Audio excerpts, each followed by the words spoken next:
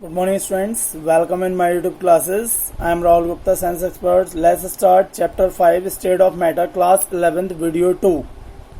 Subscribe my YouTube channel Chemistry Learning with Rahul Gupta, and that is chapter 5 State of Matter class 11th video 2. चलिए start करते हैं chapter students. हम बात कर रहे थे काइनेटिक मॉलिक्यूलर एनर्जी की, उसके डायग्राम की. चलिए देखते हैं डायग्राम को आगे.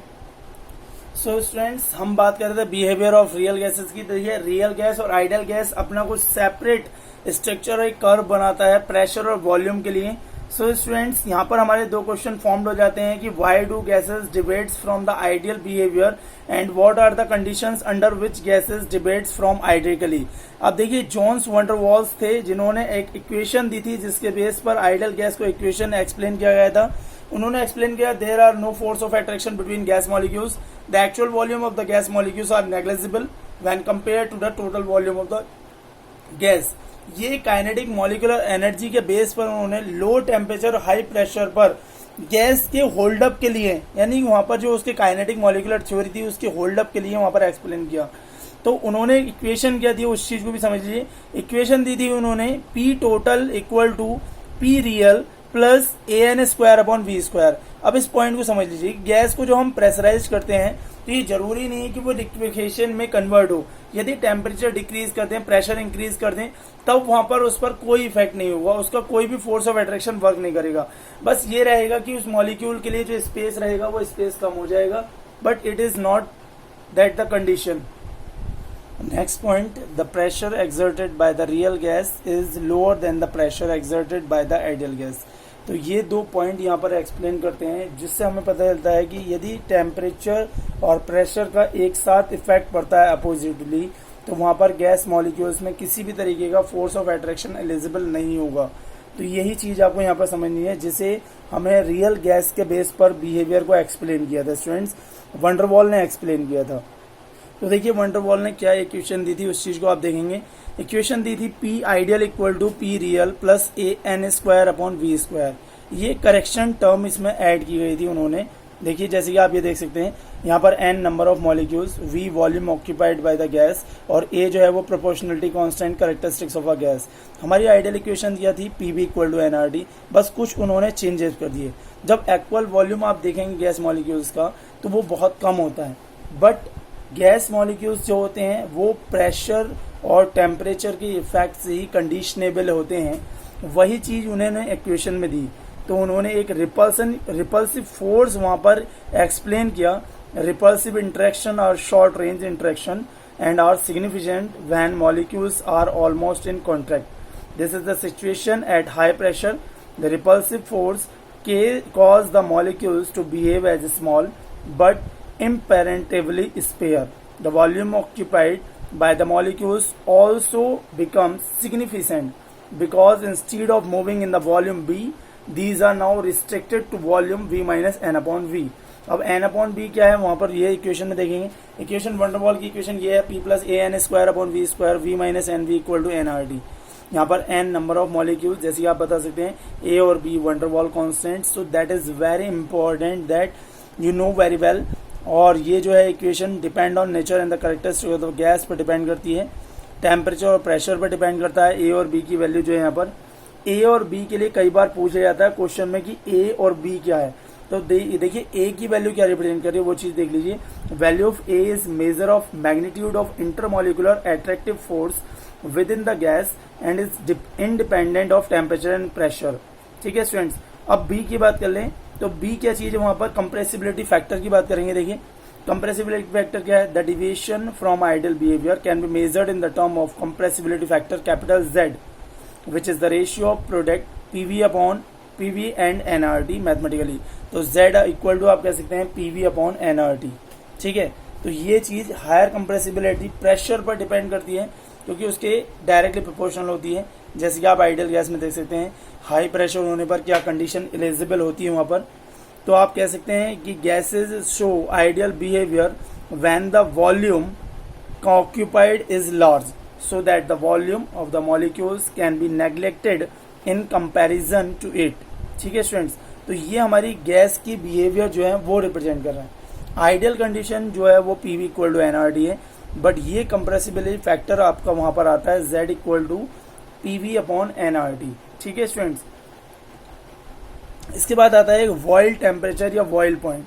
तो the temperature at which a real gas obey ideal gases law over an appreciable range of pressure is called Boyle temperature और वॉइल पॉइंट। देखिए डेफिनेशन सामने लिखी हुई आ गई आपके पास। वॉइल टेम्परेचर और वॉइल पॉइंट की हम बात कर रहे थे। तो देखिए वॉइल पॉइंट ये एक डेफिनेशन अपने आप में इंपॉर्टेंट है। इसके बाद कंप्रेसिबिलिटी और फैक्टर्स पर डिपेंड करती है। कुछ जो हमारी गैसेज होती हैं वो नॉर्मली आइडियल गैस की प्रॉपर्टीज को एक्सप्लेन भी करती हैं कुछ हद तक, बट मैक्सिममली आइडियल गैस नहीं है। कंडीशन अप्लाई होती है हर जगह। देखिए इस फैक्टर को आप देख सकते हैं यहाँ पर, ये आइडियल गैस के जस्ट बिल्कुल नियरेस्ट पॉइंट पर है, दिख रहा है आपको। तो at low pressure and high temperature gases show ideal behaviour. Low pressure और हाई टेम्परेचर पर कुछ गैस ऐसी होती हैं जो आइडियल गैस की कैरेक्टरिस्टिक्स को रिप्रेजेंट करती हैं। For a real gas Z equal to PV upon nRT, मैंने अभी आपको बताया था। ठीक है स्टूडेंट्स, ये बहुत इंपॉर्टेंट टर्म है। या आप कह सकते हैं Z equal to V real upon V total. ठीक है, V real upon V ideal, V real upon V ideal. ये 3 फॉर्मूले आपके जिन तरीके से आप फाइंड आउट कर सकते हैं रियल गैस के लिए, आइडियल गैसेस के लिए, ये कंपैरिजन आपका चलेगा। उसके बाद करते हैं लिक्विफिकेशन ऑफ गैस। आपको पता है कि गैस में जब हम प्रेशर अप्लाई करते हैं तो वो लिक्विफाई हो जाती है। ठीक है स्टूडेंट, प्रेशर और टेम्परेचर का जो इफेक्ट, प्रेशर वॉल्यूम और टेम्परेचर का जो इफेक्ट रहता है वो सब्सटेंस की गैसेस स्टेज को चेंज कर देता है। क्योंकि उससे क्या होता है, फोर्स ऑफ अट्रैक्शन इंक्रीज होता है, या तो प्रेशर इंक्रीज होने पर या टेम्परेचर डिक्रीज होने पर। तो यहाँ पर 2 टर्म आएंगे आपकी, एक क्रिटिकल टेम्परेचर, एक क्रिटिकल वॉल्यूम, एक क्रिटिकल प्रेशर। तीनों ही चीजें की बात करते हैं। द टेम्परेचर एज लोअर्ड, इस चीज को एंड्रूज ने एक्सप्लेन किया था, एंड्रूज ने। तो उन्होंने क्या बताया कि the temperature is lowered shape of the curve change and data show considerably deviation from ideal gas up to 73 atmospheric pressure. At this pressure liquid carbon dioxide appears for the first time. The temperature 30.98 degree Celsius is called critical temperature of carbon dioxide. जहां पर उसके जो pressure apply होने पर gas particle बहुत attractive हो जाएं, liquefied में कन्वर्ट हो जाएं, तो वो आपका टेम्परेचर क्या कहलाता है, क्रिटिकल टेम्परेचर कहलाता है। ठीक है स्टूडेंट्स, क्रिटिकल वॉल्यूम की बात करते हैं। So this is the highest temperature at which liquid carbon dioxide is observed. Above this temperature it is gas. Volume of 1 mole of the gas at critical temperature is called critical volume. ठीक है, carbon dioxide, ammonia, sulphur dioxide, ये कुछ example है, यहाँ पर आप देख सकते हैं इसमें। ठीक है, तो टेम्परेचर जैसे जैसे आपका डिक्रीज हो रहा है वहां पर उसका इफेक्ट दिख रहा है, इंक्रीज होने पर भी प्रेशर के। अब क्रिटिकल प्रेशर की बात करें, जो वॉल्यूम आपका फॉर्म्ड हो रहा है 1 मोल ऑफ गैस के लिए क्रिटिकल टेम्परेचर पर, वो प्रेशर कहलाएगा क्रिटिकल प्रेशर। क्रिटिकल वॉल्यूम को VC से रिप्रेजेंट करते हैं और क्रिटिकल टेम्परेचर प्रेशर को PC से और टेम्परेचर को TC से रिप्रेजेंट करते हैं। तो 3 टर्म है आपकी, क्रिटिकल टेम्परेचर, क्रिटिकल प्रेशर और क्रिटिकल वॉल्यूम। ये आपके क्रिटिकल टेम्परेचर दे रखे हैं गैसेस के लिए, हाइड्रोजन, हीलियम, नाइट्रोजन, ऑक्सीजन के लिए। एंड्रयूस ने एक्सप्लेन किया था, मैंने अभी आपको बताया लिक्विफिकेशन ऑफ गैस को। एंड्रयूस जो थे वो अपने आप में एक केमिस्ट थे जिन्होंने एक्सप्लेन किया था गैस पार्टिकल्स के ऊपर किस तरीके से गैस पार्टिकल्स को लिक्विफाई किया जा सकता है, लिक्विड्स में कन्वर्ट किया जा सकता है। ठीक है students, that is very important term. अभी आप इसे ग्राफ के बेस पर एक्सप्लेन समझेंगे यहाँ पर, और टेम्परेचर के बेस पर हम बताएंगे यहाँ पर वॉल्यूम और प्रेशर में ये आपका ग्राफ रहेगा, कैसे आइसोथर्म्स रिप्रेजेंट होता है कार्बन डाइऑक्साइड का अलग अलग टेम्परेचर पर। हम यहाँ पर कार्बन डाइऑक्साइड क्यों ले रहे हैं वो भी समझ लीजिए, क्योंकि सबसे पहला एक्सपेरिमेंट जो एंड्रयूस ने किया था वो इसी के ऊपर किया था, जिसका टेम्परेचर था 30.98 डिग्री सेल्सियस। ये क्रिटिकल टेम्परेचर था। ठीक है स्टूडेंट्स, 1861 में एक्सप्लेन किया गया था एंड्रयूस के द्वारा, ये थॉमस एंड्रयूस के द्वारा। अब इस ग्राफ को देखिए, ये कार्बन डाइऑक्साइड का आइसोथर्म है 50 degree Celsius, 31.1 degree Celsius, 30.98 degree Celsius, 21.5 and 13.1। अलग अलग स्टेट रिप्रेजेंट हो रही हैं अलग अलग टेम्परेचर पर। सो दैट इज वेरी इंपॉर्टेंट। ये जो आपका ग्राफ है ये प्रेशर, वॉल्यूम और कांस्टेंट टेम्परेचर पर है। देखते देखते आप किस तरीके से हायर वैल्यू रिप्रेजेंट हो रही है। Ca2 आपकी गैस थी 21.5 पर, वहीं 30.98 पर लिक्विफाई हो गई, क्योंकि वहां पर टेम्परेचर क्या हुआ, इंक्रीज हो गया आपका टेम्परेचर। मॉलिक्यूल्स तेजी से वर्किंग कर रहे हैं और प्रेशर भी इंक्रीज हो गया। प्रेशर कितना हो गया 73.9 पर, वो आपका क्रिटिकल प्रेशर रहेगा। तो लिक्विड और गैस मास में किसी भी तरह कोई डिफरेंट नहीं रहेगा, वो चीज़ भी समझ लीजिए। ठीक है स्टूडेंट्स, तो जैसे जैसे आप प्रेशर इंक्रीज करेंगे लिक्विड कार्बन डाइऑक्साइड और उसका कर्व रिप्रेजेंट करेगा कंप्रेसिबिलिटी ऑफ लिक्विड को। ठीक है स्टूडेंट्स, तो 30.98 डिग्री सेल्सियस पर बिहेवियर रहता है गैस का, कंप्रेशन क्वाइट होता चला जाता है। At 21.5 degree Celsius carbon dioxide remains as a gas only up to point B. ठीक है, पॉइंट बी तक ये जो है वो लिक्विफाइड में रहता है आपका। कंडीशन आपको पॉइंट बी दिख रहा होगा यहाँ पर। तो पॉइंट बी पर क्या है, liquid of a particular volume appears, further compression doesn't change the pressure, and liquid and gases carbon dioxide को exist, and further application of pressure results in the condensation of more gas until the point C is reached। दिख रहा है आपको A B C D E F G कुछ अलग अलग points पर ये कंडीशंस हैं, बहुत ध्यान से समझ लीजिए, नोट करते चलिएगा, इसमें बहुत इंपॉर्टेंट पॉइंट है। यही चीज अलग अलग पॉइंट जो है वो इसकी कंडीशंस को रिप्रेजेंट कर रहे हैं प्रेशर और वॉल्यूम के बेस पर एट द टेम्परेचर। देखिए अलग अलग टेम्परेचर पर वो गैसेस लिक्विड स्टेट में भी कन्वर्ट हो रही है।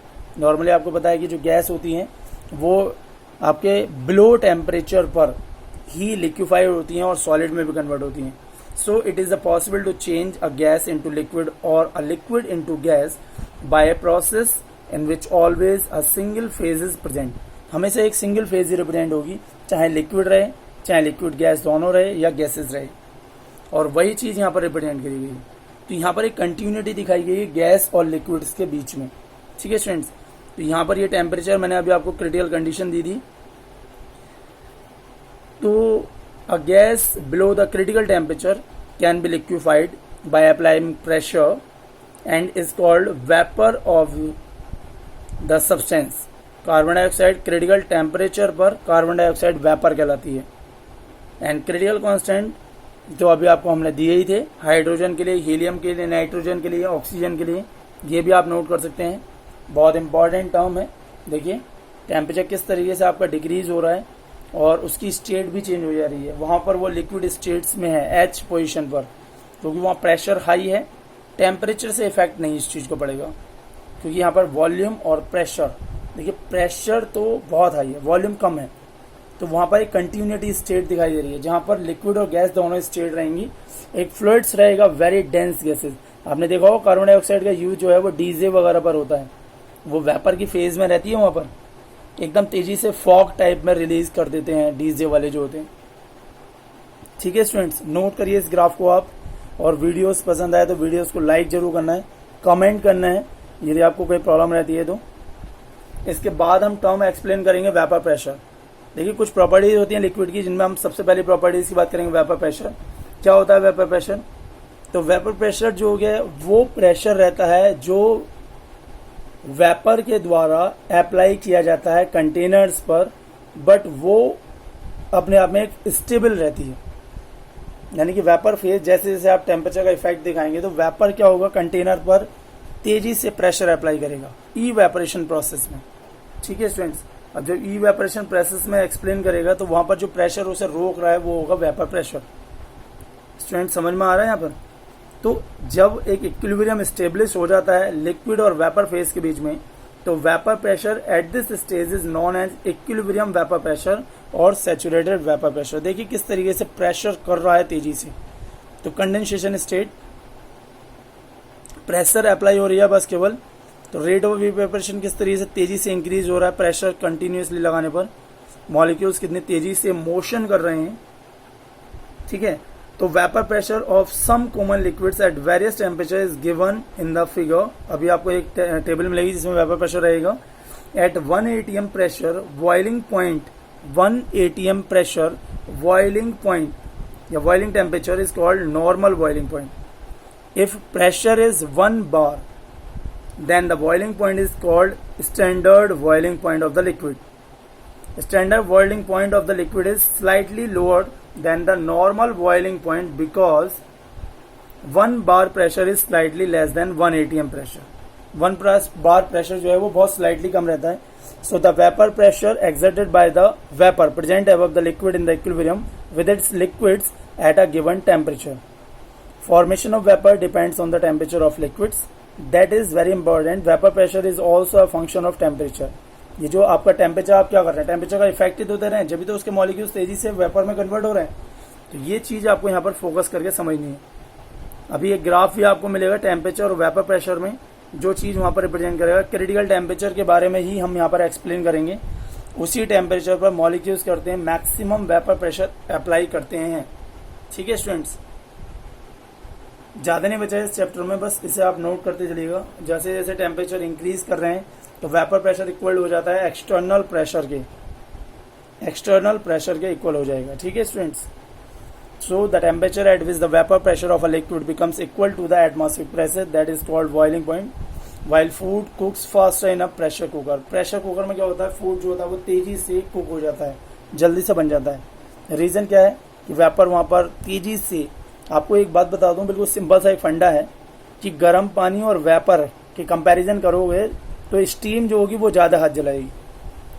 गर्म पानी इतना हाथ नहीं जलाएगा जितनी स्टीम जलाएगी. रीजन क्या है कि वो अपने बॉइलिंग पॉइंट से भी ऊपर चला गया, और वाटर जो है वो बॉइलिंग पॉइंट में से ऊपर नहीं जाएगा.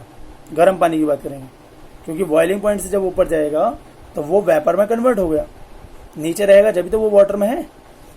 ठीक है स्टूडेंट्स, तो वहां पर आपका क्या है, प्रेशर कंडीशंस अप्लाई होती हैं. अधिकतर जो आपके हिल स्टेशन होते हैं वहां पर यूज किया जाता है इस चीज को, प्रेशर कुकर्स को.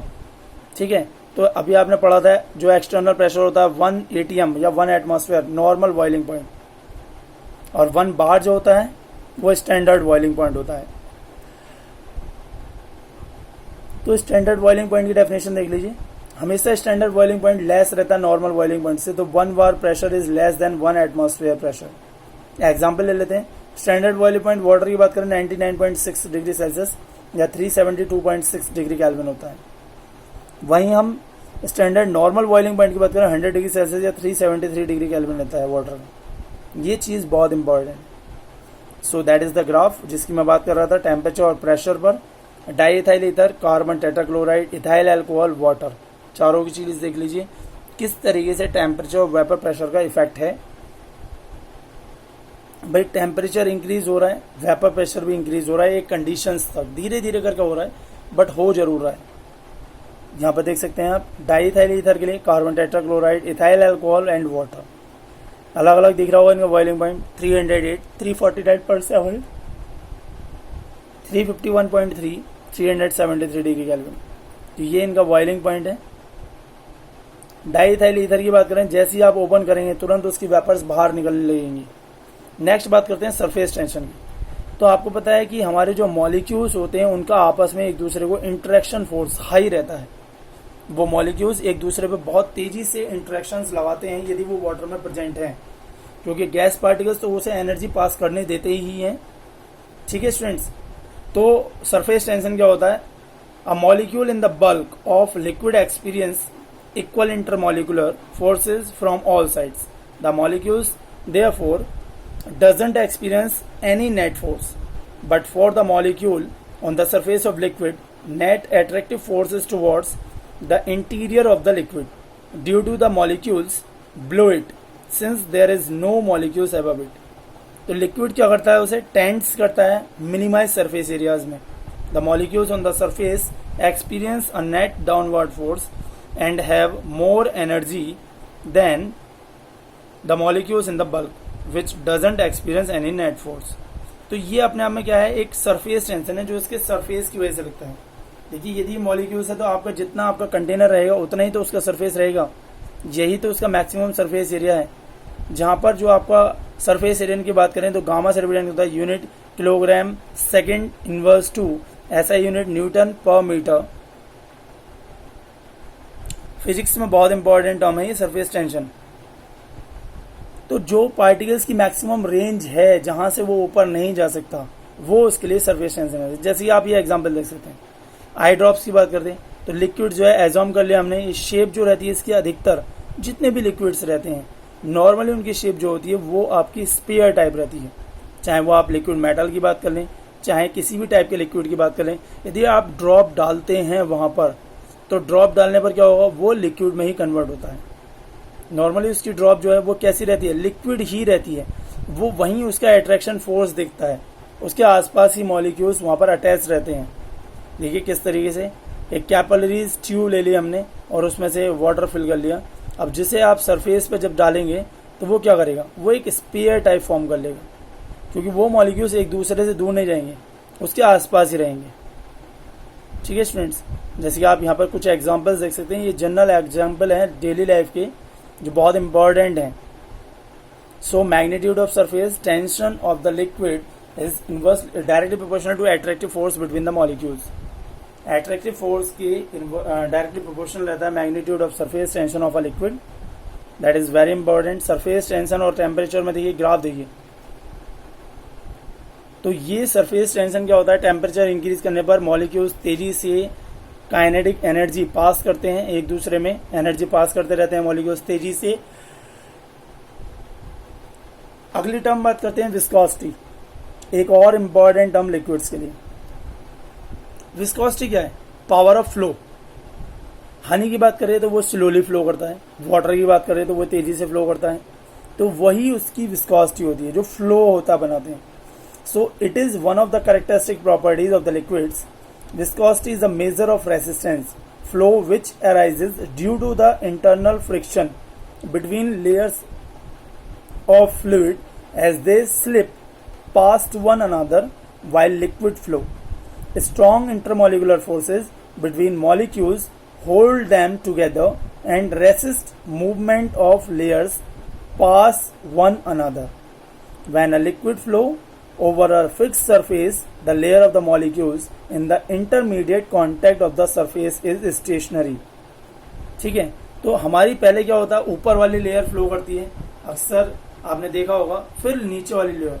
अब इसमें वेलोसिटी ग्रेडियंट होता है, difference in velocity between any two layers of the fluid. Viscosity gradient क्या होता है, distance between the two layers, du upon dz। du क्या है, difference in velocity between the, ये चीज आपको du अपॉन dz यहाँ पर पढ़ना है। du अपॉन dg क्या है, ये वेलोसिटी ग्रेडियंट है। And if f is directly proportional to a, area a क्या है, area of contact, so f is equal to eta a du upon dg। Eta आपको दिखाई दे रहा होगा, ईटा क्या है, एक प्रोपोर्शनलिटी कांस्टेंट है जिसे हम कहते हैं कोएफिशिएंट ऑफ विस्कोसिटी। ठीक है, कोएफिशिएंट ऑफ विस्कोसिटी कहते हैं। So viscosity coefficient is the force when velocity gradient is a unity and the area of contact is unit area. Thus is the measure of viscosity. SI unit of viscosity coefficient 1 Newton second per square meter. देखिए unit देख लीजिए आप viscosity के लिए, international यानी SI, और CGS system में भी देख लीजिए पॉइज, जिसे जैन लुइस पॉइजले ने एक्सप्लेन किया था। तो ये क्या है, अपने आप में एक फ्लो ऑफ वेलोसिटी है जो कि एक्सप्लेन वहां पर करती है। देख सकते हैं एग्जांपल इसके विस्कोसिटी के। तो viscosity of liquid decreases as the temperature rises because at high temperature molecules have high kinetic energy and can overcome the intermolecular forces to slip past one another between the layers. So that is the graph. और heating का effect भी देख लीजिए, molecule किस तरीके से movement कर रहे हैं तेजी से वहां पर।